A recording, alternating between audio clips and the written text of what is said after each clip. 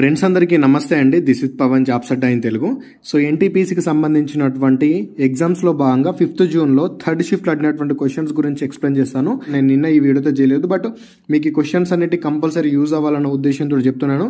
ఈ క్వశ్చన్సే కాదండి, ఈ క్వశ్చన్స్ తో పాటు మీకు ఎక్స్ట్రా కంటెంట్ ని కూడా నేను యాడ్ అయితే చేశాను. సో ఒక్కొక్క క్వశ్చన్ కి దానికి సంబంధించినటువంటి మిగతా సమాచారాన్ని గ్యాదర్ చేసి చెప్పడానికి నాకు చాలా టైం పట్టింది, అందుకే నాకు నిన్న లేట్ అయింది. బట్ ఇప్పుడు మాత్రం మీకు క్లియర్ కట్ గా విత్ ఎక్స్ట్రా కంటెంట్తో పాటు నేను మీకు చెప్తాను. ఎందుకోసం అంటే ఆ క్వశ్చన్కి రిలేటెడ్గా మిగతా సంబంధించినటువంటి క్వశ్చన్స్ కూడా మనకు రానున్న షిఫ్ట్లో అడిగే అవకాశం ఉంటుంది. కాబట్టి ఆ క్వశ్చన్కి సంబంధించినటువంటి ఏది ఉన్నా కూడా దాని ముందు వెనకాల అన్నిటి గురించి మనం ఎక్స్ప్లెయిన్ చేసుకుందాము. సో వీడియో లెంత్ కొంచెం ఎక్కువ ఉన్నా కూడా దయచేసి వీడియోని ఇండ్ వరకు చూడండి, మీకు మంచి మార్కులు ఖచ్చితంగా అవ్వడానికి ఆస్కారం అయితే ఉంటుంది.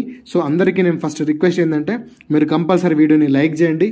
మీరు వీడియోని లైక్ చేస్తేనే నేను మీకు మంచి మంచి కంటెంట్ తోటి వీడియో చేయడానికి అవకాశం అయితే ఉంటుంది. సో ప్లీజ్ దయచేసి మీరు ఇంకా వీడియోని లైక్ చేయకపోతే ఖచ్చితంగా వీడియోని లైక్ అయితే చేయండి. So like చేశారనుకుంటున్నాను. సో అందులో భాగంగానే మనకి ఇక్కడ థర్డ్ షిఫ్ట్లో ఉన్నటువంటి కొన్ని క్వశ్చన్స్ గురించి ఎక్స్ప్లెయిన్ చేస్తాను. సో ఫస్ట్ క్వశ్చన్ చూసుకున్నట్టయితే ఏకలవ్య మోడల్ రెసిడెన్షియల్ స్కూల్స్ ఏవైతే ఉన్నాయో అది ఏ సంవత్సరంలో స్థాపించారు అని చెప్పేసి క్వశ్చన్ అనమాట. ఇది 1997 నుంచి 1998 మధ్యలో అయితే స్థాపించడం అయితే జరిగింది.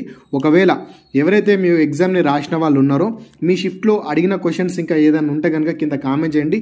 నాకు రకరకాల మెంబర్స్ నుంచి నాకు ఈ క్వశ్చన్స్ అన్ని పంపుతారు కాబట్టి కొన్ని నిజం ఉండొచ్చు, కొన్ని ఉండకపోవచ్చు. బట్ 100% ఇవన్నీ నిజం అని చెప్పను, అన్ని అడిగినాయని చెప్పేసి నేను చెప్పకపోవచ్చు. కాకపోతే ఇందులో నేను మీకు ఎక్స్ట్రా కంటెంట్ కూడా యాడ్ చేస్తున్నా కాబట్టి అది మీకు రానున్న షిఫ్ట్లో యూజ్ అయ్యే అవకాశం అయితే ఉంటుంది. దయచేసి ఎవరైతే ఇది చూస్తున్న వాళ్ళు ఉన్నారు, ఎగ్జామ్ రాసిన వాళ్ళు ఉన్నారో మీకు అడిగిన క్వశ్చన్స్ ఏమన్నా కూడా ఒకసారి కింద కామెంట్ చేసే ప్రయత్నం అయితే చేయండి. ఇక చూసుకున్నట్టయితే దీన్ని 1997 నుంచి 1998 మధ్య ఇది ప్రారంభించడం అయితే జరిగింది. దీని యొక్క లక్ష్యం ఏంటి అని చెప్పేసి మీకు వాళ్ళు అడిగితే కనుక షెడ్యూల్ తెగలకు నాణ్యమైన నివాస విద్యను అందించడానికి మాత్రమే దీన్ని ప్రారంభించారు అని చెప్పేసి మాత్రం మర్చిపోకండి. అదేవిధంగా గుప్తుల కాలం నాటి సంబంధించినటువంటి క్వశ్చన్ అయితే అడిగారు ఇండియన్ హిస్టరీకి సంబంధించి. ఇందులో మనకు గ్రామీణ పరిపాలన చేసే అధికారి పేరేంటి అని చెప్పేసి అడిగారు అనమాట. సో వాళ్ళను గ్రామీణ అనే పిలుస్తారు, అదేవిధంగా ఇంగ్లీష్ వద్దని రూరల్ అని చెప్పేసి పిలుస్తాము. నెక్స్ట్ క్వశ్చన్ చూసుకున్నట్టయితే రైల్వే బడ్జెట్ ఉంది కదా, మనకు రైల్వే బడ్జెట్ అనేది ఎప్పటి నుంచి యూనియన్ బడ్జెట్లో భాగంగా ఉంది అని చెప్పేసి క్వశ్చన్ అనమాట. అంటే ఇంతకుముందు మనకు రైల్వే బడ్జెట్ వేరే ఉంటుంది, అదేవిధంగా మన బడ్జెట్ అనేది వేరే ఉంటుంది అన్నట్టు. సో 2017 నుంచి ఏం చేశారంటే 2017 నుంచి రైల్వే బడ్జెట్ను నిలిపివేసి కేంద్ర బడ్జెట్లో విలీనం చేశారు.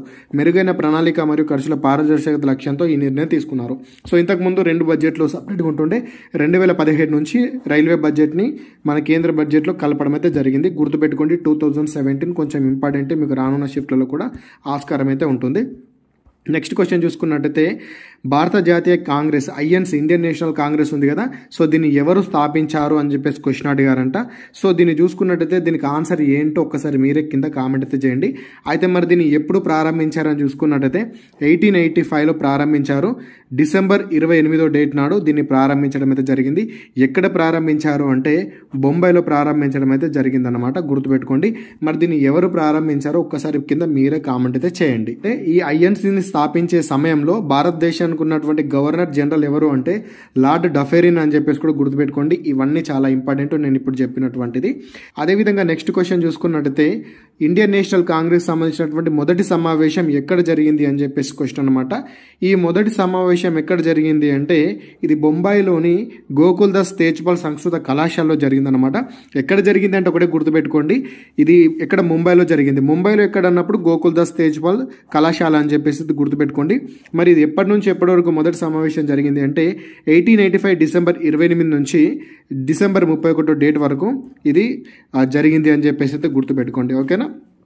అదేవిధంగా దీనికి సంబంధించినటువంటి మరొక పాయింట్ ఏంటంటే ఇందులో ఉన్నటువంటి మొత్తం ప్రతినిధులు 72 మంది అయితే హాజరవడం అయితే జరిగింది. అదేవిధంగా దీనికి మొట్టమొదటి అధ్యక్షుడు ఎవరు అంటే వ్యోమచంద్ర బెనర్జీ అని చెప్పేసి గుర్తుపెట్టుకోండి. ఐఎన్సీకి సంబంధించినటువంటి ఆల్ క్వశ్చన్స్ అయితే చెప్పాను, మీకు రకరకాలుగా ఏ రకంగా అడిగినా మీరు ఇందులో నుంచి క్వశ్చన్ అయితే ఈజీగా చేసేటటువంటి అవకాశం అయితే ఉంటుంది. నెక్స్ట్ వచ్చేసి భారతమాల ప్రాజెక్ట్ గురించి అయితే క్వశ్చన్ అడిగారంట. ఇది క్వశ్చన్ ఏది అడిగారో నాకు తెలియదు, బట్ నేను దీనికి సంబంధించినటువంటి కంప్లీట్ ఇన్ఫర్మేషన్ మొత్తం అయితే చెప్తాను.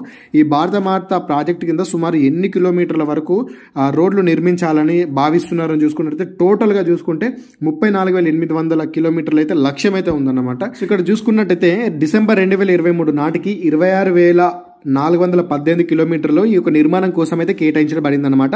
సో ఇందులో మొత్తంగా చూసుకుంటే మనకు 15,549 కిలోమీటర్లు మాత్రమే పూర్తయింది. ఓకేనా, ఇదొక విషయం అయితే గమనించండి.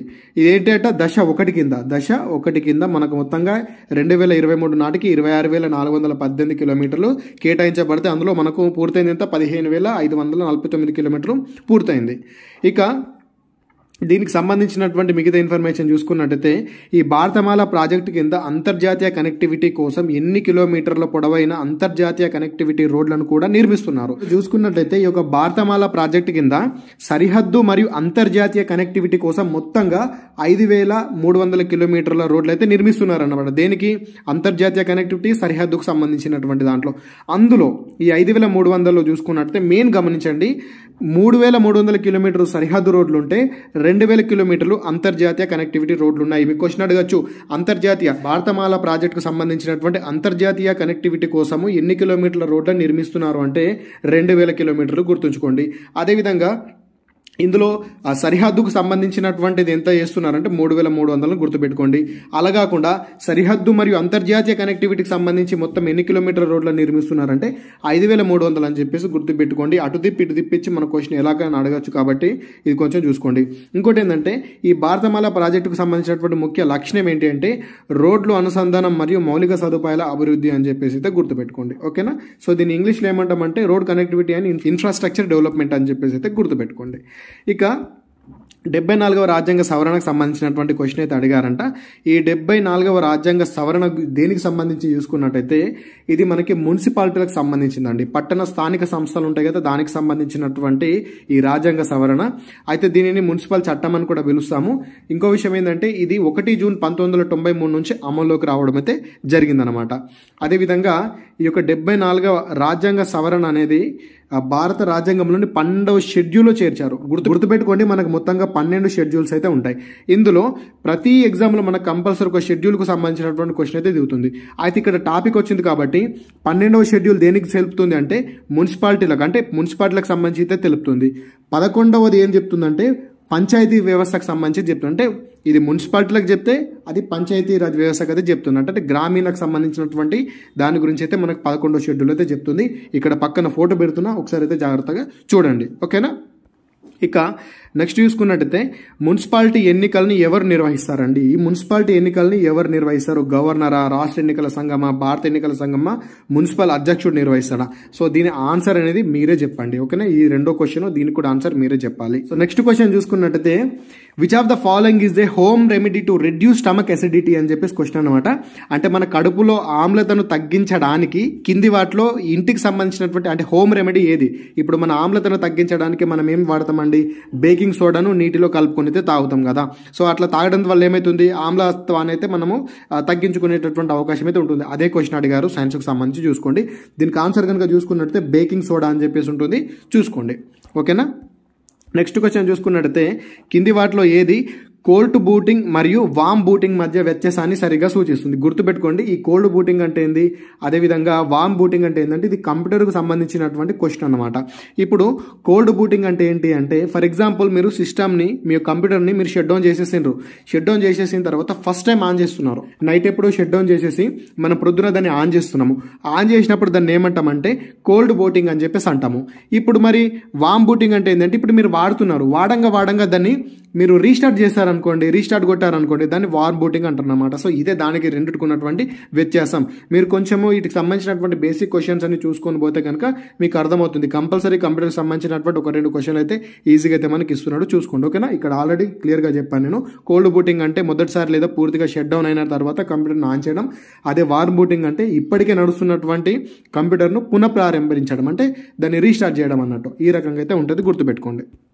నెక్స్ట్ క్వశ్చన్ చూసుకున్నట్టయితే 2023-2024 ఆర్థిక సంవత్సరంలో భారతదేశం మొత్తం పేదరిక రేటు ఎంత? ఇది ఎస్బీఐ నివేదిక అన్నమాట. ఎస్బీఐ నివేదిక తీస్తుంది. సో దీనికి ఆన్సర్ కనుక చూసుకున్నట్టయితే మనకు 4 నుంచి 4.5% అయితే ఉందన్నమాట. ఇక షోలా అడవి ఎక్కడ ఉంది? ఈ షోలా అడవి గురించి కూడా మన క్వశ్చన్ అడిగారు. ఈ షోలా అడవి ఎక్కడ ఉంటుందంటే మనకు వెస్టర్న్ ఘాట్స్లో ఉంటుందండి. గుర్తుపెట్టుకోండి, షోలా అడవులు పశ్చిమ కనుమలు అంటే వెస్టర్న్ ఘాట్స్లో ఉంటే ఉష్ణమండల పర్వత అడవులు అని చెప్పేసి గుర్తుపెట్టుకోండి. ఇది ఎక్కడ ఉంది అంటే డైరెక్ట్ ఆన్సర్ ఏంటంటే వెస్టర్న్ ఘాట్స్ అని చెప్పేసి పెట్టండి. ఓకేనా, అదేవిధంగా నెక్స్ట్ క్వశ్చన్ చూసుకున్నట్లయితే పాపులేషన్ గ్రోత్ పీరియడ్ అని చెప్పేసి మనం ఏ ఇయర్ అంటామని చెప్పేసి క్వశ్చన్ అడిగినారు. అంటే ఏంటి అంటే భారతదేశంలో ఏ కాలాన్ని స్థిరమైన జనాభా పెరుగుదల కాలం అని చెప్పేసి పిలుస్తారు. సో ప్రతి దానికి ఒకటి ఉంటుంది. సో దీనికి ఆన్సర్ కనుక చూసుకున్నట్లయితే 1921 నుంచి 1951 దశాబ్దాన్ని, ఈ సమయాన్ని ఈ యొక్క స్టేబుల్ పాపులేషన్ గ్రోత్ పీరియడ్ అని చెప్పేసి అయితే మనము పిలవడం అయితే జరుగుతుందన్నమాట. మిగతా విషయాలు దీని గురించి ఒకసారి చూసుకున్నట్టయితే దేశ జనాభా అధిక సంతానోత్పత్తి రేటును అనుభవించగలిగినందున దీనిని అధిక సంతానోత్పత్తి రేటు అని కూడా పిలుస్తారు. ఇంకా ఒక 2 ఎక్స్ట్రా పాయింట్లు కనుక చూసుకున్నట్లయితే 1951 నుంచి 1981 ఈ యొక్క కాలాన్ని భారతీయ జనాభా విస్ఫోటన కాలంగా పిలుస్తాము. మీకు అడగచ్చు క్వశ్చన్, జనాభా విస్ఫోటన కాలం అని చెప్పేసి ఏ ఇయర్ని పిలుస్తాము అని చెప్పేసి అడగచ్చు, ఏ దశాబ్దాన్ని. 1951 నుంచి 1981 అని చెప్పేసి అయితే గుర్తుపెట్టుకోండి. అదేవిధంగా 1901 నుంచి 1921 ఈ యొక్క కాలాన్ని జనాభా పెరుగుదలలో స్థిరమైన లేదా ఆ స్థిరమైన దశగా అయితే పిలవడం అయితే జరుగుతుందని చెప్పేసి అయితే గుర్తుపెట్టుకోండి. ఇది కొంచెం ఇంపార్టెంట్. ఈ షిఫ్ట్లో మనకు ఈ క్వశ్చన్ అడిగినప్పుడు నెక్స్ట్ షిఫ్ట్లో వీటికి సంబంధించినటువంటి క్వశ్చన్స్ కూడా అడిగేటటువంటి అవకాశం ఉంటుంది కాబట్టి ఒకసారి జాగ్రత్తగా చూసుకోండి. నెక్స్ట్ వచ్చేసి who is the first Indian astronaut set to travel to the international space station on Axiom mission 4. నీకు యాక్సియం మిషన్ 4 అని చెప్పేసి ఒకటి ఉంది. దీనికి మన భారతదేశం నుంచి అంతరిక్ష కేంద్రానికి ప్రయాణించనున్నటువంటి మొట్టమొదటి వ్యోమగామి ఎవరు అని చెప్పేసి క్వశ్చన్ అనమాట. సో ఇతని పేరు కనుక చూసుకున్నట్టయితే శుభాంశు శుక్లా అని చెప్పేసి అయితే గుర్తుపెట్టుకోండి, ఇతనే. ఇక నెక్స్ట్ క్వశ్చన్ చూసుకున్నట్టయితే మనకు కంప్యూటర్కి సంబంధించినటువంటి మరొక క్వశ్చన్ అనమాట.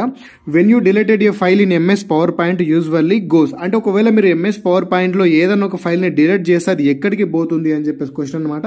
ఎక్కడికి పోతుంది? రీసైకిల్ బిన్కే పోతుంది. ఆన్సర్ రీసైకిల్ బిన్ అన్నమాట. నెక్స్ట్ వచ్చేసి హిందూ స్వరాజ్ అనే పుస్తకాన్ని రాసినటువంటి వారు ఎవరు అండి? దీన్ని రాసింది మహాత్మా గాంధీ అన్నమాట. సో ఈ రకంగా క్వశ్చన్స్ అయితే ఉన్నాయి. మనకు వచ్చినటువంటి కొన్ని క్వశ్చన్స్ అయితే మీకు చెప్పాను. సో నెక్స్ట్ వీడియోలో మనము ఈ యొక్క మిగతా షిఫ్ట్లకు సంబంధించినటువంటి క్వశ్చన్స్ ఏవైతే ఉంటాయో వాటి గురించి కూడా నేను చెప్పే ప్రయత్నం అయితే చేస్తాను. సో ఈ రోజు వచ్చేసి మనకు జూన్ 6వ డేట్ కాబట్టి ఈ రోజు ఫస్ట్ షిఫ్ట్, సెకండ్ షిఫ్ట్, ఈ రెండు షిఫ్ట్లకు సంబంధించినటువంటి ఇన్ఫర్మేషన్ నేను ఒకటే వీడియోలో చేసే ప్రయత్నం అయితే చేస్తాను. సో కొంచెం లేట్ అయినా కూడా మీకు ఎక్కువ కంటెంట్ తోటి అయితే వీడియో చేయడానికైతే ప్రయత్నిస్తాను. సో ఇదన్నమాట. సో ఇది ఒక్కసారి జాగ్రత్తగా చూసుకోండి, నోట్ చేసుకోండి, ఎగ్జామ్ అయితే బాగా రాయండి. కంపల్సరీ ప్రతి ఒక్కరు వీడియోని లైక్ చేస్తారని ఆశిస్తున్నాను. Thanks for watching. అందరికీ ఆల్ ది బెస్ట్. జై భారత్.